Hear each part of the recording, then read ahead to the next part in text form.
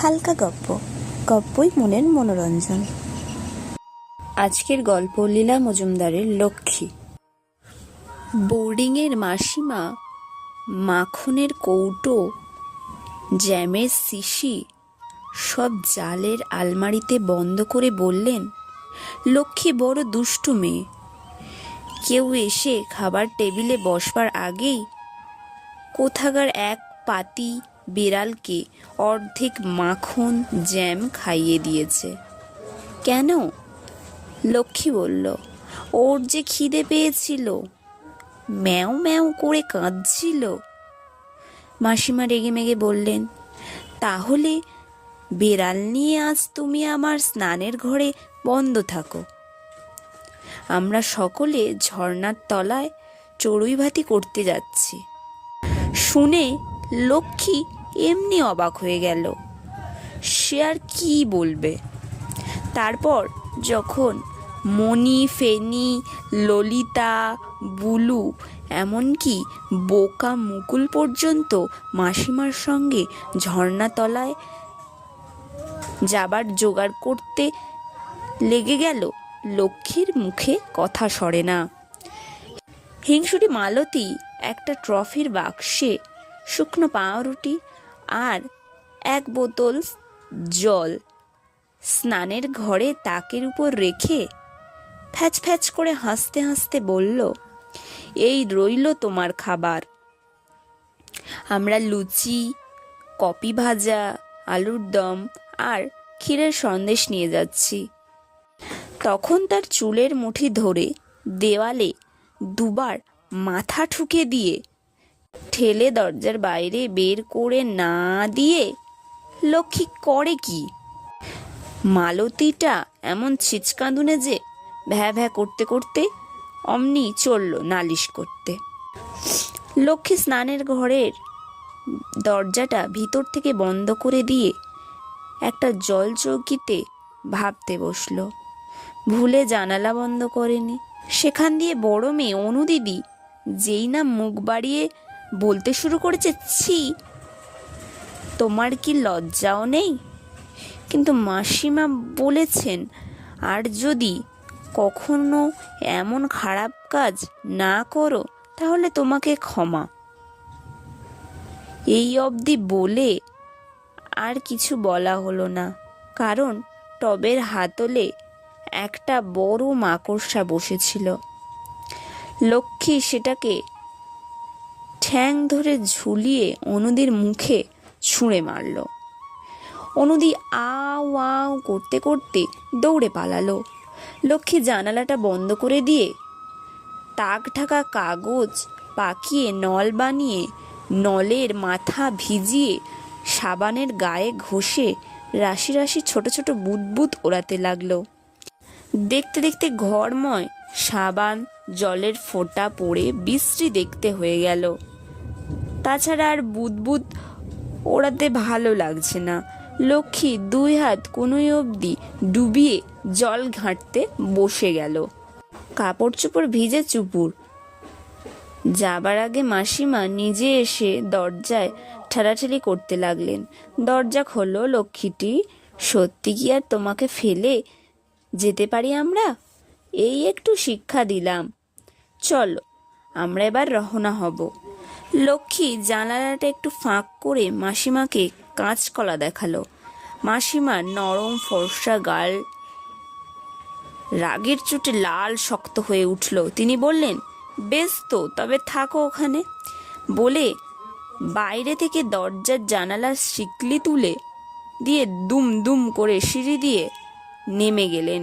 একটু পরেই বাইরে ওদের কলকল শব্দ শোনা গেল। সবাই রওনা হয়ে গেল। চৌকিদারের ছেলে সাইলা ওদের খাবার দাবার নিয়ে চলল। জানালা ফাঁক করে লক্ষ্মী সবই দেখল। ওরা সত্যি সত্যি চলে গেলে পর বোর্ডিং বাড়িটা একবারে চুপচাপ হয়ে গেল। সে কি ভয়ঙ্কর চুপচাপ যে ভাবা যায় না। কানের মধ্যে কিরকম ঝিমঝিম শব্দ হতে লাগলো। কাঠের সিঁড়ি কড়ি বর্গা থেকে কেমন মটমট আওয়াজ শোনা গেল। চৌকিদার মালি এদের ঘর অনেক দূরে, ডাকলেও কেউ শুনতে পাবে না। জেঠি বলে যে বুড়ি ওদের রান্না বান্না করতো। সেও এবেলা মতো কাজ সেরে নিশ্চয় নিজের ঘরে চলে যাবে। 3টের আগে তার টিকিটির ডগাও দেখা যাবে না। 4টের সময় চড়ি ভাতিয়ালিরা ফিরবার আগে চা জলখাবার বানাবে। লক্ষ্মীর কথা হয়তো তার মনেও থাকবে না। রেগে গিয়ে লক্ষ্মী মাসিমার চুল কালো করার ওষুধের শিশি থেকে সব ওষুধটা নর্মদায় ঢেলে দিয়ে শিশিরটা টবের পিছনে লুকিয়ে রাখলো। বুঝুক মাসিমা খারাপ ব্যবহার করার ফল। টবের পেছনে দেয়ালটা কিন্তু বেশ অদ্ভুত।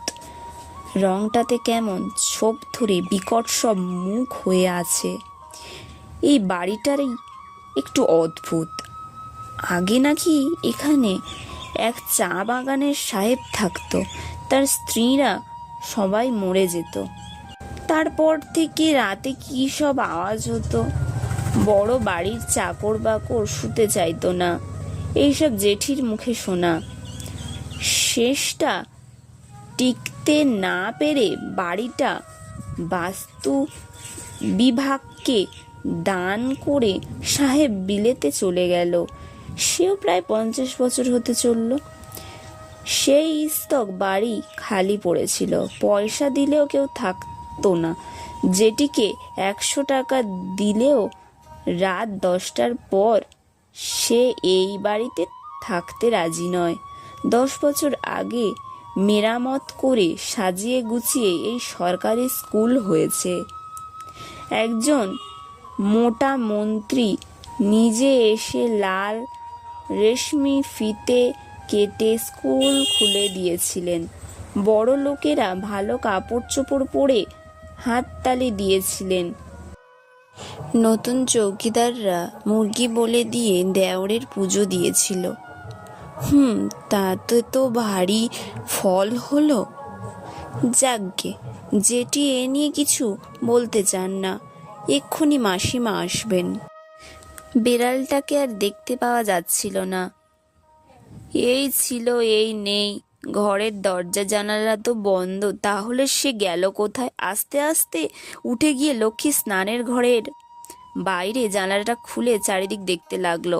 ঠিক সেই সময় রান্নাঘরের দরজা খুলে জেঠি বেরিয়ে এসে দরজা বন্ধ করে এই বড় একটা তালা লাগিয়ে দিল। তারপর দোতলায় লক্ষ্মীর চোখ পড়তেই ঠোঁট কুঁচকে বলল, নাও এবার বুঝো ঠেলা। রোজ রোজ আমার দুধের স্বর চিড়ে খাওয়া, ময়লা আঙুলে ময়দা ঘাঁটা, কলের জল খুলে রাখা, এবার বেরুচ্ছে সব। শুনে লক্ষ্মী অমনি অবাক হয়ে গেল। যে শুধু জিভ ভ্যাংচানো ছাড়া আর কিছুই করতে পারল না, কারণ ও সব ও মোটেই করেনি। কিন্তু যে করেছে সে বেশ করেছে, খুব ভালো কাজ করেছে। লক্ষ্মী খুব খুশি হয়েছে। জেঠি খোবানি গাছের তলা দিয়ে ঘুরে সামনের গেটের দিকে চলে গেল। লক্ষ্মী বাইরে চেয়ে রইল। নীল আকাশের উপর বরফের পাহাড়গুলোকে মনে হচ্ছে আঁকা। রান্নাঘরের পেছনের রাস্তা বেজায় পিচ্ছিল। তার ওপারে একটা ছোট ঝর্ণা অনেক ওপর থেকে পড়ছে। কান খাড়া করলে তার ঝুরঝুর শব্দ শোনা যায়। ওর নাম নাকি মণিঝোড়া। জেঠি বলে মনে পাপ থাকলে মণিঝোড়ার জল খেলেই পেট কামড়ায়। মণিঝোড়ার দিকে যাওয়া বারণ। অনেক বছর আগে প্রকাণ্ড ধস নেমে মণিঝোড়া ও পাহাড়ের গা খসে বাড়ি ঘর লোকজন নিয়ে একেবারে নিচে সেই সোনারি চোঙে পড়ে গেছিল। আগে ওখানে নাকি খুব ভালো একটা ফলের বাগান ছিল, মস্ত একটা বাড়ি ছিল। সেখানে দুষ্টু মেয়েদের ভালো হতে শেখানো হতো। মাসিমা একদিন বলেছিলেন সেটা এখন থাকলে লক্ষ্মীকে ভর্তি করে দিতেন। ভেবেও অমনি রাগ হলো। লক্ষ্মীর যে মাসিমার সুগন্ধি সাবানটা টবের জলে ফেলে দিয়ে গোলাপ এসেন্সের তেলটার অর্ধেক নিজের মাথায় আর পায়ে মেখে ফেললো। তারপর আবার জলচৌকি বসে রইল। হঠাৎ কানে এলো বাইরে ধূপধাপ কলকল শব্দ। আবার কি? অমনি জানালার কাছে গিয়ে দেখে কি না আজ ছুটির দিন এক পাল মেয়ে এসে স্কুল বাড়ির বাগানে ঢুকেছে, নিশ্চয়ই পেছনের কাঠের গেট দিয়ে। সামনে তো চৌকিদারের ঘর। ওদের দেখেই লক্ষ্মীর মনটা খুশি হয়ে ওঠে। মেয়েগুলোর সবকটা দুটো করে বেনি বাঁধা, গায়ে নীল রঙের জামা পরা, এই শীতের দেশেও খালি পা। কিন্তু কি দুষ্টু এসেই মাসিমার শাকের গাছ মারিয়ে গাঁদা ফুল গাছের উপরে তরতর করে গাছে চড়ে কাঁচা খোবানি ছিঁড়ে সে যে কি অসভ্যতা আরম্ভ করে দিল দেখে লক্ষ্মীর চুল খাড়া। শেষটা আর থাকতে না পেরে ওপর থেকে ডেকে বলল, এই অসভ্য মেয়েরা, আমাদের বোর্ডিংয়ে এসে কি লাগিয়েছিস? পালা বলছি। তাই শুনে ওপর দিকে তাকিয়ে তারা হেসে কুটোপাটি। কেন, মারবি নাকি? তাহলে অত বলচাল না ঝেড়ে নেমে আয়, এসে মার না। এই বলে ভেংচি কেটে বক দেখিয়ে এক পায়ে নেচে কানে দুই বুড়ো আঙুল পুড়ে আঙুল নেড়ে যাচ্ছে তাই কাণ্ড বাঁধল। স্নানের ঘরের কাঠের সিঁড়ি দিয়ে যে কটা উঠে আসছিল লক্ষ্মী তাদের গায়ে এক মগ ঠান্ডা জল ঢেলে দিল। তারা যে কি বলতে লাগলো সে ভাবা যায় না। তারপর টপ টপ করে সিঁড়ি বেয়ে ওপরে এসে বৃষ্টির জল যাবার পাইপ ধরে ঝুলতে লাগলো। লক্ষ্মী বলল, আমাকে যদি ছেড়ে দাও তাহলে আমি আর তোমাদের সঙ্গে ঝগড়া করব না। মেয়েগুলো থমকে থেমে গেল। ঘর বন্ধ? ছুটির দিনে তোমাকে ঘরে বন্ধ করে রেখেছে? কি খারাপ, দাঁড়াও, এক্ষুনি খুলে দিচ্ছি। এই বলে পাইপ থেকে দোল খেয়ে দুটো রোগা মেয়ে স্নানের ঘরের জানলা দিয়ে ঢুকলো। লক্ষ্মী একেবারে হাঁ। পকেট থেকে পুরনো একটা চাবি বের করে কাঠের সিঁড়ির মাথায় স্নান ঘরের বন্ধ দরজায় মাসিমা যে তালা লাগিয়ে গিয়েছিলেন সেটিকে কট করে খুলে ফেলল। লক্ষ্মী অবাক হয়ে বলল, ও কি রকম চাবি ভাই? বিলেতি তালাও খোলে? ওরা খিলখিলিয়ে হেসে বলল, সব তালাই খোলে এই চাবি দিয়ে, তোমাদের রান্নাঘরের তালাও। লক্ষ্মী যেন আকাশ থেকে পড়ল। তোমরাই তাহলে জেঠির সব ছেড়ো, ময়দা ছড়াও? ওরা বেজায় হাসতে লাগলো। তাছাড়া উনুনে জল ঢেলে রাখি, মুরগি ছেড়ে দিই, দুধে তেঁতুল ফেলি, আরও কত কি করি। লক্ষ্মী একটু গম্ভীর হয়ে গেল। কোথায় থাকো তোমরা? ওরা বলল, কেন, আমাদের স্কুলে, মণিঝোড়ার ওপারে। লক্ষ্মী বলল, দেখেছো মাসিমা কি খারাপ, বলে নাকি ওদিকে যেও না, ওদিকে কিচ্ছু নেই। মেয়েগুলো ওকে ঠেলা দিয়ে বলল, কিছু নেই তো তুমি দেখবে চলো। তাই নিয়ে গেল ওরা পেছনের পিছল রাস্তা দিয়ে, মণিঝোড়ার ঝর্ণার ঠিক মাথার উপর দিয়ে। সেখানে দাঁড়িয়ে সবাই আঁচলা আঁচলা জল খেয়ে নিল। তারপর খাড়া খানিকটা পাহাড় বেয়ে উঠল। সেখানে ঝোপে ঝাড়ে থোপা থোপা লাল কালো বেরি হয়েছিল। কি মিষ্টি, একটাও পোকা নেই। তাই শুনে মেয়েগুলো কি খুশি। ঠিক তাই, একটা খারাপ জিনিস পাবে না আমাদের স্কুলে। বাস্তবিকই তাই। চারিদিকে ফুল ফলের বাগান ফুটফুট করছে। গাছে গাছে পাকা কমলা, কলা, আপেল, ঝোপে ঝোপে লাল, সাদা, গোলাপি, হলদে গোলাপ ফুল। মস্ত লম্বা একটা এক হারা বাড়ি, তার সব দরজা জানালা খোলা। ঘরের মধ্যে তাকের উপর সারি সারি ছবির বই, গল্পের বই, বোয়াম বোঝাই লজেন্সুস, ট্রফি, ভাজা মশলা, কুলের আচার, চিনে বাদামের তক্তি, আমসত্ত্ব, যার যত খুশি নাও আর খাও। চারিদিকে কত কুকুর, কত বিড়াল, কত ছাগলছানা, কত মুরগির বাচ্চা। কেউ বন্ধ নেই, সবাই ছাড়া। তাদের মধ্যে সেই পাতি বিড়ালটাও ছিল।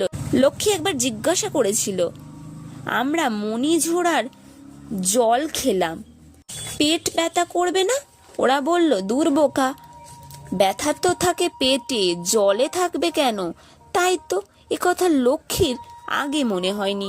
তখন বলল, তোমরা বড় ভালো, তোমাদের নাম কি ভাই? ওরা বলল, আমরা তোমার বন্ধু। বলে তরতর করে এক গাছে উঠে ডাল ধরে ঝুলে আর এক গাছে দিয়ে নামলো। ওরা নাকি খিদে পেলে খায় আর ঘুম পেলে ঘুমোয়। লক্ষ্মী বলল, তাহলে পড়ো কখন? ওরা হেসে কুটোপাটি, কি যে বলো, দুষ্টু মেয়েরা আবার পড়ে নাকি? যে বইতে ছবি নেই সে বই আমরা পড়ি না, আর যে বইতে ছবি আছে সে বই তো পড়ার বই নয়। তবে আর পড়াশুনোর কথা কেন বলো? এই বলে দৌড় দৌড় দৌড়। যাদের সাহস বেশি তারা মণিঝোড়ার জলের ধারা বেয়ে বেয়ে নিচে নেমে যেতে লাগলো। আবার জলের ধারের রডোডেনড্রন গাছের ডাল ধরে ঝুলতে ঝুলতে ফিরে এলো। শেষটা কখন যে বিকেল হয়ে এলো লক্ষ্মী খেয়াল নেই। ওরা সবাই হাসতে হাসতে ওকে হাত ধরে ঝুলিয়ে নিয়ে বোর্ডিংয়ের মাসিমার স্নানের ঘরের কাঠের সিঁড়ির উপরে পৌঁছে দিয়ে বলল, তুমি একটু বসো, আমরা সব সাফ করে দিই। এই বলে তারা স্নানের ঘরে ঢুকে গেল। লক্ষ্মী বলল, ওরা ধরে ফেলতো। মাসিমা হেসে বললেন, কারা ধরতো রে? কাঠের সিঁড়িতে ওর পাশে বসে পড়ে ওর পিঠে হাত রেখে বললেন, ও মা, কোথায় যাব? একলা একলা সারা দিন কাটলো, এখন সিঁড়ির মাথায় বেড়াল কোলে ঘুমিয়ে রইলি? যদি গড়িয়ে পড়ে যেতিস। লক্ষ্মী বোধহয় ঘুমিয়ে পড়েছিল। মাসিমার ডাকে ওর ঘুম ভাঙলো। মাসিমা, স্বপ্ন দেখছিলে বুঝি? চল, মাংসের সিঙাড়া কিনে এনেছি, সারাদিন কিচ্ছু খাইনি। আহারে, যাই, স্নানের ঘরে তালা দিতে ভুলে গিয়েছিলাম নিশ্চয়। পালিয়ে যাসনি যে বড়? বিড়ালটা বলল, মিউ। অর্থাৎ পালিয়ে গেছিলি বই কি? স্নানের ঘরের ভিতরটা পরিষ্কার ঝকঝক করছিল। যেটি যেমন ছিল ঠিক তেমনটি আছে, তাকের উপর চুল কালো করার ওষুধের শিশিরটাও। মাসিমা জল গরম করে ওর হাত মুখ ধোয়ালেন। বললেন, কি জানি, চোখটা কেমন চকচক করছে, জ্বর টর আসবে না তো? তুই বরং শুয়ে থাক, আমি তোর লুচি, কফি, ভাজা, আলুর দম, ক্ষীরের সন্দেশ রেখে গিয়েছিলাম যে। টিকলি তো লাগাইনি। ডুলিতে দেখলি না কেন? আরো পরে যেটি খাবার নিয়ে এসে ওর থুতনির নিচে আঙুল রেখে চোখের দিকে চেয়ে বলল, জ্বর না আরো কিছু? তুমি মণিঝোড়ার জল খেয়েছো? এবার থেকে তুমি যা নেই তাই দেখবে। এমন আরও নতুন গল্পের সন্ধান পেতে হলে চ্যানেলটিকে সাবস্ক্রাইব করুন।